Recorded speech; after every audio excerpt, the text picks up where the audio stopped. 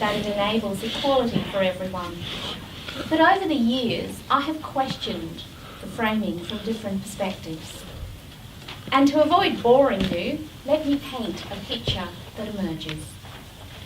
If you imagine the recruitment of an individual as being the selection phase for a unisex 100 metres race, then the fact that the advertised 100-metre race attracted those who would have had experience of running races bears testament to a natural filtering process, supported by the position's declared criteria. This is where experience, competency, and skills come into the equation. This system seems to be transparent, above board, and fair at this fundamental selection phase.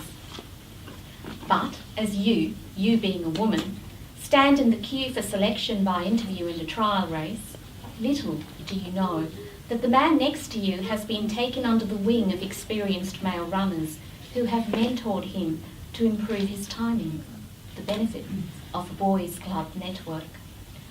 Little does the selectors care about what has impacted your capacity on the field, being a mum juggling caring for your kids with 24/7 training, not being able to afford limited childcare places, let alone better coaching or even optimal nutrition for peak performance, having no free time for drinks at the pub after races, basically zero networking prospects. But the selectors do care that your racing history shows almost no big event races. They don't care that you weren't privy to the competition's grapevine when the question, "Do you know a good man for the race?" got the right person in. And why weren't you in the right networks? You just didn't fit in. You didn't look right, style-wise, time-wise, gender-wise, sex-wise, you just didn't fit in. But there were a few big races which you actually did get into, though didn't win, as you were asked to run in the outer lanes because you weren't really considered leadership material. Besides, the male-dominated selection committee needed proof that you could do it. But you do recall winning some races, and yes, some officials noticed, but no doors opened to the high flyers mentoring programs. Were the selectors deliberately trying to give you a hard time? Of course not.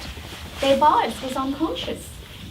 Besides, haven't you been told the problem is not them, it's you? You need to fix yourself, get tough, get noticed by those good men, adapt, conform, strategize, play the game, and just maybe you will be allowed to get to first base. Stay as you are, and you're not only left behind the 8 ball, but you'll stay there. If you want a level playing field, get the right shoes. Don't expect the ground to flatten. And your history is just that, your history. Over the 2 decades I've been in the women in leadership space, this picture thickens with strokes of person-centred fixes or organisational fixes. And I continue to wonder, as Einstein did, are we attempting to solve our problems with the same thinking we used when we created them? While merit is informed by gender relations, quotas focus on equilibrium. Quotas could be stopped once equilibrium is attained. The time has come for a multi-pronged approach that enables a cultural shift in the corporate sector to be headed by quotas, so that we can, in our lifetime, witness equal representation of all women in all rungs of the leadership ladder. In this ebook, all of the 6 authors who are experts in disparate sectors explore what barriers exist that impinge upon merit in their sector, and whether quotas, mandatory or voluntary, are the answer. It is important that the quota argument is not generalised, but contextualised and targeted to address the complications and characteristics unique to a particular sector. Shortly you will hear from 2 highly esteemed authors of this ebook, Professor Margaret Thornton and Dr. Gabriel McMullen. But first I'm extremely honoured to introduce Senator Claire Moore to launch the ebook.